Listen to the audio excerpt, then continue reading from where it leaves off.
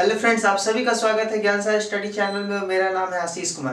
तो जैसा कि आप सभी जानते हैं, हमारा क्रैश कोर्स स्टार्ट हो चुका है और क्लासेस चल रही है। तो सबसे पहले तो आप लोगों ने अभी तक अगर अपने फ्रेंड्स को, अपने दोस्तों को, भाई को, जिन्हें भी आपने अगर शेयर नहीं किया तो सबसे पहले आप लोग शेयर कीजिए और वीडियो को प्लीज़ लाइक कीजिए। आप लोग का लाइक ही हमारा मोटिवेशन का कारण होता है। आप लोगों के लिए मैं इतना मेहनत करता हूँ, नोट्स बनाता हूँ यहाँ, ये मतलब जो भी हमारी मेहनत होती है वो आप लोगों के लिए होती है। तो प्लीज़ आप लोग कम से कम एक शेयर और ये एक लाइक जरूर कीजिएगा। कमेंट तो बिल्कुल कीजिएगा, मतलब जो भी प्रॉब्लम्स हो वो कमेंट में हमें बताइए। तो जैसा कि आप सभी जानते हैं, हम लोगों का केमिस्ट्री का एक क्लास हो चुका है और ये दूसरा क्लास है। तो हम लोग पहले क्लास में क्या क्या पढ़ा? हमने पहले क्लास में सबसे पहले जाना कि ऑर्गेनिक केमिस्ट्री आखिर होता क्या है, यानी कि रासायनिक कार्बनिक रसायन जो होता है वो क्या होता है, उसके बारे में हम सभी ने जाना। ठीक, तो कार्बनिक रसायन के बारे में हमने जाना। उसके बाद हम लोगों ने जाना कि रासायनिक बंधन क्या होता है, यानी कि सहसंयोजन बंधन जो होता है, कोवैलेंट बॉन्ड, ये सभी बातें हमने जाना। कोवैलेंट बॉन्ड कितने तरह का होता है, एक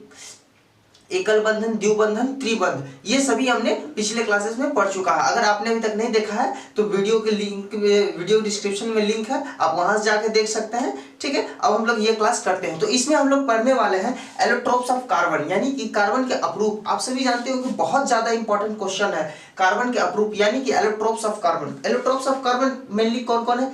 तीन है। तीन कौन कौन है? एक डायमंड यानी हीरा, दूसरा ग्रेफाइट जो पेंसिल के अंदर मौजूद होता है जिसे हम लोग लिखने में इस्तेमाल करते हैं, और तीसरा है C60, हम लोग बकमिस्टर फ्लोरीन के नाम से उसे जानते हैं। तो ठीक, अभी हम लोग तीनों के बारे में पढ़ेंगे, तीनों का भौतिक, आंतरिक, ये सभी संरचना के बारे में पढ़ेंगे और आगे देखेंगे कि ये कैसा होता है और किस प्रकार का होता है।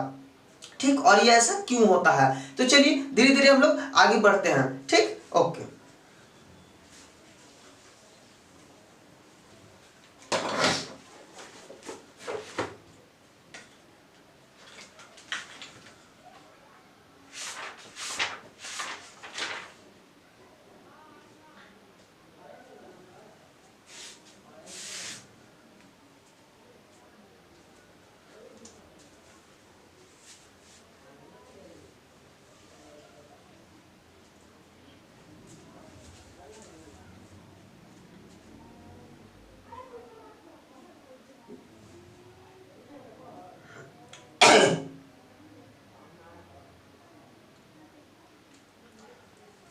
तो चलिए हम लोग अब आगे बढ़ते हैं। तो देखिए सबसे पहले हम लोग जानेंगे, हमें जैसे बताया आपको कि कार्बन के अपरूप जो होते हैं, यानी एलोट्रोप्स ऑफ कार्बन तीन होते हैं। पहला हीरा, दूसरा ग्रेफाइट और तीसरा C60 यानी बकमिस्टर फ्लोरीन के नाम से जिसे हम लोग जानते हैं। ठीक, तो आइए अब देखते हैं आगे। आगे क्या कह रहा है? हीरा तथा ग्रेफाइट कार्बन के अपरूपी अवस्थाएं हैं, यानी कि अपरूप है, एलोट्रोप्स है, यानी कार्बन ही है लेकिन अलग अलग रूप में पाए जाते हैं। वही यहाँ पे बता रहा है अपरूपी अवस्थाएं हैं, यानी कि ये खुद ब खुद पाए जाते हैं अंदर, यानी धरती के अंदर ये चीजें मौजूद होती हैं। ठीक, जिनके कार्बन परमाणुओं की व्यवस्था भिन्न होती है तथा इसके भौतिक गुणों में भी अंतर होता है। कह रहा है कि ये जो पाया जाता है हीरा, ग्रेफाइट, बकमिस्टर फ्लोरीन, ये तीनों जो होती है ये धरती के अंदर से, यानी कि भूपट्टी के अंदर से हमें ये मिलता है, जमीन से मिलता है, खनिज से मिलता है। ठीक, लेकिन ये तीनों की आंतरिक संरचनाएं और भौतिक संरचनाएं ये दोनों अलग अलग होती हैं। और ऐसा क्यों होता है इसके बारे में भी हम लोग अभी जानते हैं। यहाँ पे कह रहे हैं क्या इनके भौतिक गुणों में भी अंतर होता है। आइए अब देखिए, कह रहा है हीरा में कार्बन परमाणु त्रिविम संरचना यानी 3 डायमेंशनल स्ट्रक्चर के रूप में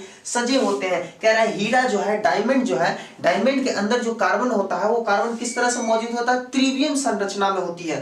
तो देखिए मेनली हम त्रिविम संरचना आप लोगों को समझाते हैं होता क्या है एक्चुअली त्रिविम संरचना। देखिए जैसा कि आप लोगों ने वाई एक्सिस जानते होंगे, ये हमारा एक्स और ये हमारा एक्स डैश, ये y और ये y डैश, ये क्या हो गया? ये हमारा हो गया चतुर्भुज संरचना, यानी कि इसमें चार क्या है हमारे पोर्शन है, 4 भाग है, जैसे कि ईस्ट, वेस्ट, नॉर्थ और साउथ होता है। तो उसी तरह से ये क्या है? ये 4 भाग है। ठीक, अब एक और आप लोगों ने देखा होगा इस तरह का, ये x, y और ये z, अगर नहीं देखा है तो जान लीजिए, ये x, ये y और ये z, ये त्रिविम संरचना होती है। ठीक, ये जो त्रिविम संरचना होती है, तो कह रहा है कि यही त्रिविम संरचना यानी कि 3 डायमेंशनल रूप में ये सजा हुआ है। कैसा है? 3 डायमेंशनल में सजा हुआ है। तो आइए अब 3 डायमेंशनल को हम लोग समझते हैं कि कैसा होता है एक्चुअल में 3 डायमेंशनल। तो आइए इसको देखते हैं। अब देखिए हीरा किस तरह से सजा हुआ है। मैं अगर इसे थोड़ा सा रफ करता हूं, क्योंकि हालांकि आपने ठीक, यहां पे मैं समझाने का कोशिश करता हूं, ये हमने अभी तक पढ़ लिया। ठीक देखिए होता क्या है, कुछ एक ये कार्बन है, एक ये कार्बन है, एक ये कार्बन है, तो ये इस तरह से जुड़ा हुआ होता है। फिर एक ये हो जाएगा, तो ये 3 हो गया, यहाँ एक हो जाएगा तो ये 3 हो जाएगा, फिर यहाँ हो जाएगा तो ये 3 हो जाएगा, अगर यहाँ कर दिया जाए तो ये 3 हो गया। तो कह रहा है कि हीरा जो है इसी तरह से मौजूद होता है, ये त्रिविम संरचना में मौजूद होती है, यानी कि इसका हर एक कार्बन 3 के साथ जुड़ा हुआ होता है। एक ये है, मतलब किसी को भी ले लीजिए तो आपको 3 के साथ ये जुड़ा हुआ मिलेगा ही मिलेगा। तो यही चीज मैं ये समझाना चाहता हूं कि ये 3 डायमेंशनल किस तरह से है, ये एक्स वाई और जेड की तरह क्या है, ये 3 डायमेंशनल है, यानी कि इसके अंदर 3 क्या है, संरचना है। ठीक, अब आगे बढ़ते हैं। अब इसको आप लोगों ने समझ लिया होगा, हालांकि मैं आप लोगों को दिख रहा होगा स्क्रीन पे हीरा का हमने स्ट्रक्चरल फॉर्मूला लगा दिया है, जिसमें आप उसे आसानी से देखिए और समझिए कि ये किस तरह से होता है। और सबसे जरूरी बात कि आप लोग बुक्स को रीडिंग डालिए, बुक्स को पढ़िए, बुक्स पढ़ना बहुत जरूरी है। आप बुक्स पढ़िएगा तो मैं जो समझा रहा हूँ वो 40%, मान लीजिए 80% समझ में आया, और जैसे ही आप बुक्स पढ़ेंगे तो आपको 100% ये बातें समझ में आ जाएगी। तो चलिए अब आगे बढ़ते हैं। आप लोग एक बार बुक्स भी जरूर पढ़िएगा। अब कह रहा है ग्रेफाइट में प्रत्येक कार्बन परमाणु 3 अन्य कार्बन परमाणु से एक तल में सहसंयोजन बंधन द्वारा जुड़कर षटकोणीय वलय बनाता है, जो परत दर परत होती है। अब कह रहा है कि ग्रेफाइट जो है वो हमारा ग्रेफाइट किस तरह का है, 3 अन्य कार्बन परमाणु, यानी कि 3 जो कार्बन का परमाणु है वो क्या करता है, एक तल में सहसंयोजन बंधन द्वारा जुड़कर षटकोणीय वलय बनाता है। तो देखिए षटकोणीय वलय कैसे होता है और ये किस तरह से होता है, परत दर परत होता है। देखिए मैं बनाता हूं ड्राइंग, इसका संरचना यानी स्ट्रक्चरल फॉर्मूला, ये कार्बन है, ये कार्बन है, ये कार्बन है, ये कार्बन है, ये कार्बन है, इसको अंदर में लिख देता हूं। ठीक, तो ये इस तरह से क्या बन गया, षटकोणीय बना ना, कितना कोण हो गया इसका, 6 हो गया, 1 2 3 4 5 6। ठीक, तो सेम अब यही चीज परत दर परत, यानी कि एक कार्बन यहां, एक कार्बन यहां, ये रहा इस तरह से षटकोणीय वलय, और ये दूसरा परत इसका। तो कुछ इस प्रकार से क्या होता है, ग्रेफाइट की संरचना जुड़ी होती है। तो यही चीज मैं बताने आप लोगों को समझा रहा था, ग्रेफाइट की संरचना परत दर परत षटकोणीय होती है। तो अब आप लोग की स्क्रीन पे भी दिख रहा होगा ग्रेफाइट की संरचना किस प्रकार होती है। तो चलिए हम लोगों ने ग्रेफाइट और हीरा का संरचना देख लिया, अब आगे हम लोग बढ़ते हैं, और आगे बढ़ेंगे तो हम लोग बकमिस्टर फ्लोरीन के बारे में जानकारी लेते हैं। तो आगे बढ़ते हैं। ठीक, कह रहा है इसमें 3 इलेक्ट्रॉन बंधन के निर्माण में लग जाता है तथा चौथा इलेक्ट्रॉन मुक्त अवस्था में होता है, जो एक स्थान से दूसरे स्थान तक घूमता रहता है, जिसके कारण यह ऊष्मा एवं विद्युत का सुचालक होता है। ये जो मैं अभी ड्राइंग बनाया था, सॉरी स्ट्रक्चरल फॉर्मूला बनाया था, इसका संरचनात्मक सूत्र।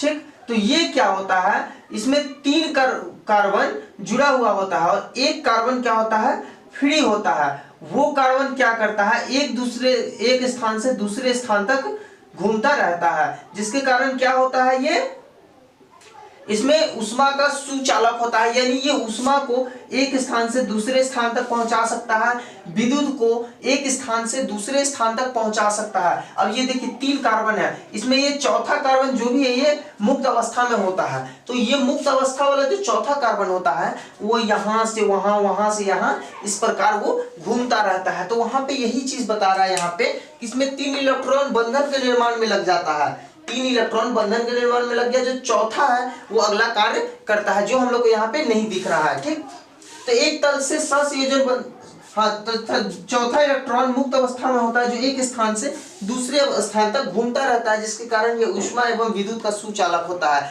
जैसे किसी चीज के अंदर, किसी भी मटेरियल के अंदर एक स्थान से दूसरे स्थान तक इलेक्ट्रॉन घूमेगा, तभी तो उसमें ऊष्मा या विद्युत का चालन होगा, ऐसे तो नहीं होगा।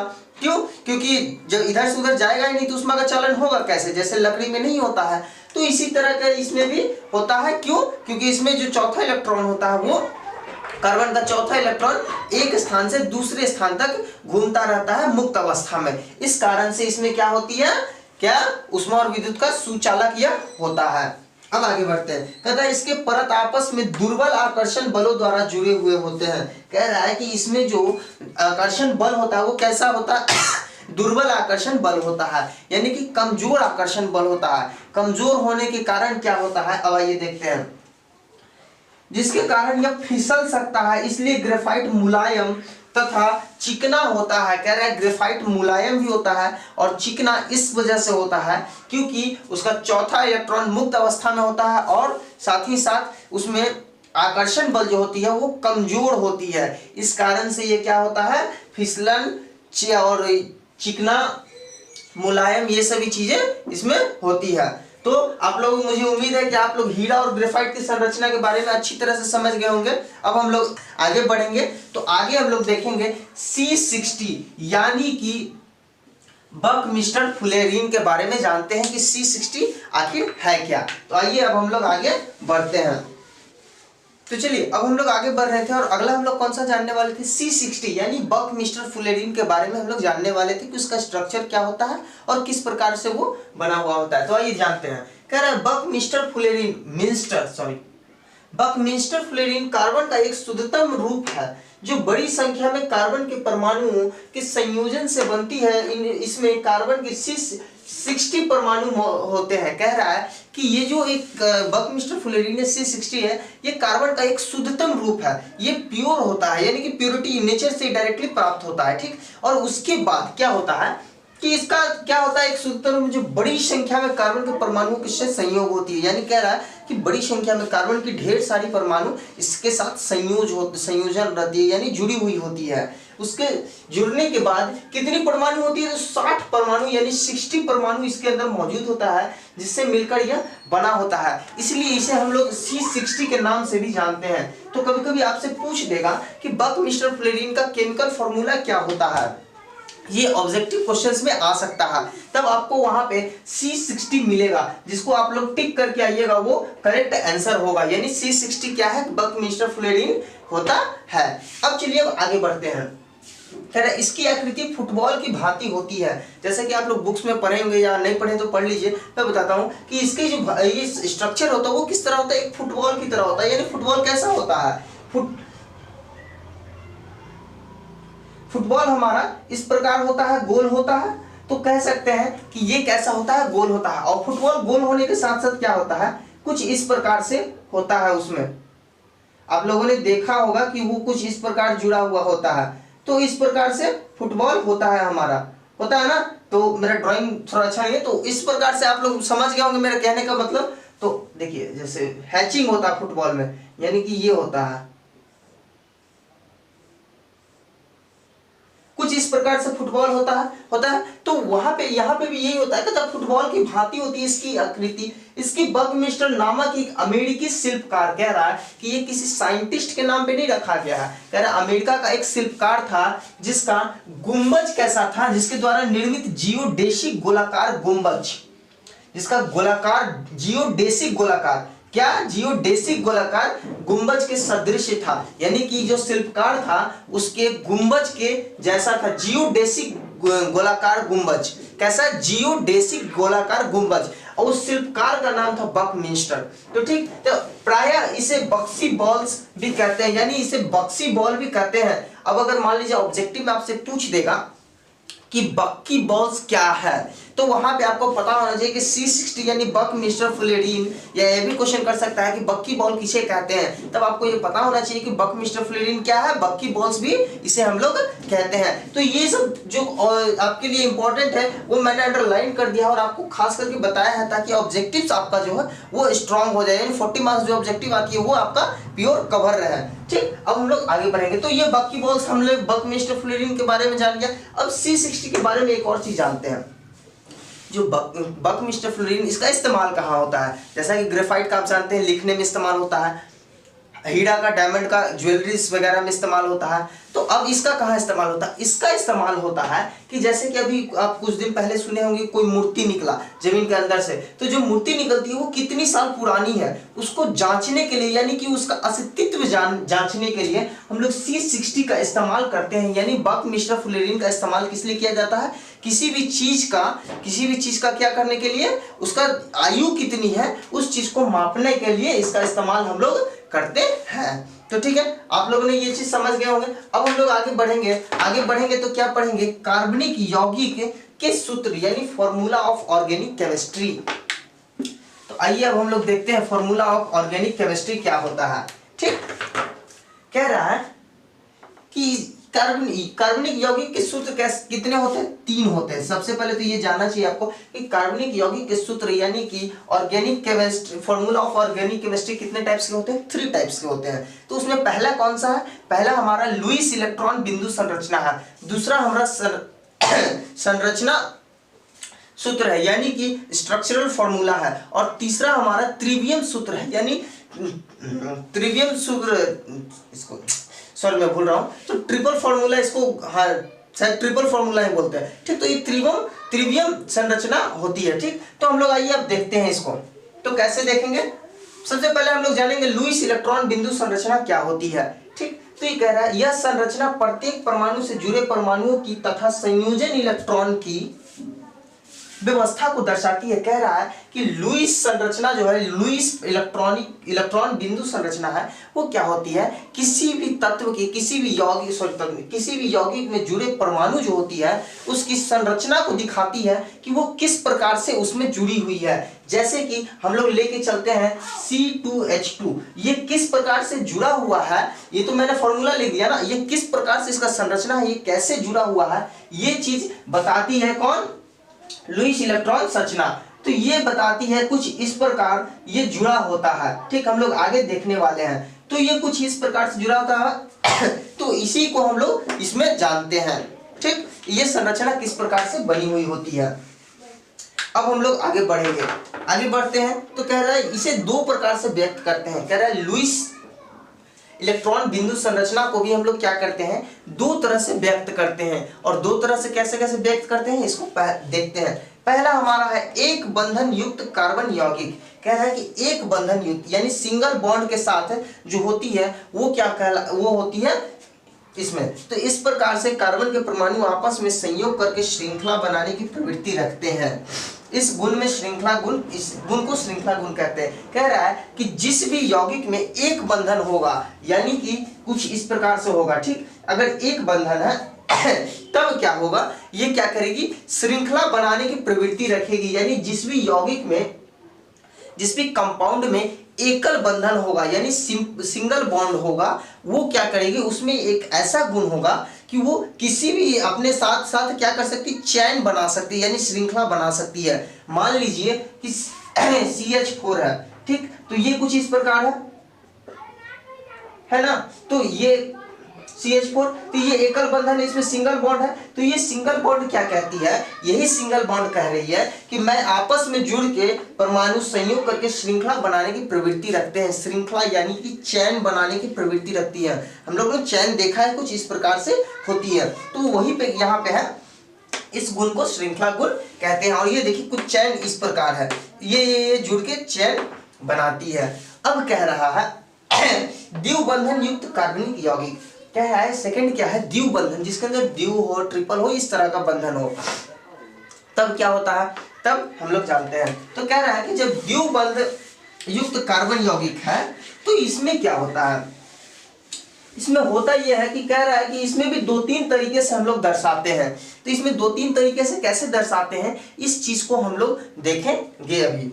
ठीक, एक फॉर्मूला है C2H4। ठीक, इसको आइए हम लोग देखते हैं कैसे दर्शाएंगे। ये कार्बन में कितने परमाणु होते हैं, कार्बन में हमें पता है आउटर मोस्ट में हम लोग KLMN अभी तक जानना है, तो 2 8 8 18। ठीक, ये 2 8 8 18 हो गया। अब आइए, तो हमारा कार्बन का परमाणु संख्या कितना होता है, 6, तो 2 और 4 यानी आउटर मोस्ट सेल में हमारे पास कितना इलेक्ट्रॉन है, 4 इलेक्ट्रॉन है। ठीक, 4 इलेक्ट्रॉन हो गया। हमने हाइड्रोजन 4 लिखा है यानी 2 इसका होगा, 2 इसका होगा। तो आइए, 1 हाइड्रोजन 2 हाइड्रोजन, 1 हाइड्रोजन 2 हाइड्रोजन, 1 2 3 4 5 6 8 चाहिए इसको पूरा होने के लिए। ये इसके साथ हो गया और इसको पूरा होने के लिए ये चाहिए। तब क्या होता है, अब देखिए अब कैसा बॉन्ड बनेगा। आप लोगों ने चूंकि देख रहे होंगे 2 2 4 2 6 2 8, तो ये कैसा बंधन बना रही है, ये कुछ इस प्रकार का बंधन बना रही है ना बंधन, देखिए। तो आइए अब हम लोग देख रहे थे, क्या देख रहे थे कि इसका फॉर्मूला एक और तरह से कैसे लिखा सकता है।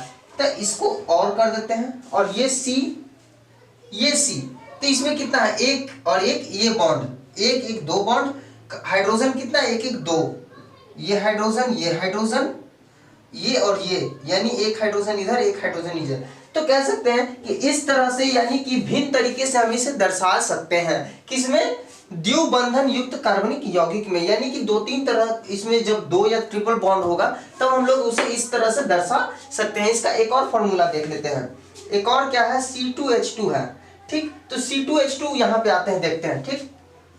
C2H2 कार्बन कितना है, 1 2 3 1 4 इधर, 1 2 3 1 4 इधर। अब दो हाइड्रोजन है, चूंकि यहाँ पे हमने देखा है, तो एक हाइड्रोजन यहाँ हो गया और एक हाइड्रोजन यहाँ हो गया, तो ये हाइड्रोजन, ये हाइड्रोजन। अब 3 3 6 2 8, आउटर मोस्ट सेल के लिए 8 चाहिए और इसे भी 8 चाहिए, तो ये हमारा तैयार हो गया क्या, 1 2 3 और ये H और ये H, तो ये हमारा इस तरह से तैयार हो गया C2H2। तो इस तरह से हम लोग इसे जानते हैं। अब देखिए आज का क्लास तो इतना ही रहने देते हैं। तो अब देखिए, अब अगला क्लास में हम लोग पढ़ेंगे कौन सा, संरचना सूत्र यानी स्ट्रक्चरल फॉर्मूला देखेंगे। तो स्ट्रक्चरल फॉर्मूला किस तरह से बनता है ये चीज हम लोग जानेंगे। तो ठीक है, तो दोस्तों आज के लिए इतना ही, और अगर किसी तरह कोई डाउट हो तो हमें कमेंट सेक्शन में बताएं, और साथ ही साथ अभी तक आपने वीडियो को लाइक नहीं किया तो प्लीज प्लीज प्लीज लाइक कीजिए। आपका एक लाइक ही हमारे लिए बहुत ही ज्यादा मोटिवेशन का कार्य करता है। और अपने सभी दोस्तों को बताइए ज्ञानसार स्टडी में क्रैश कोर्स स्टार्ट हो रही है।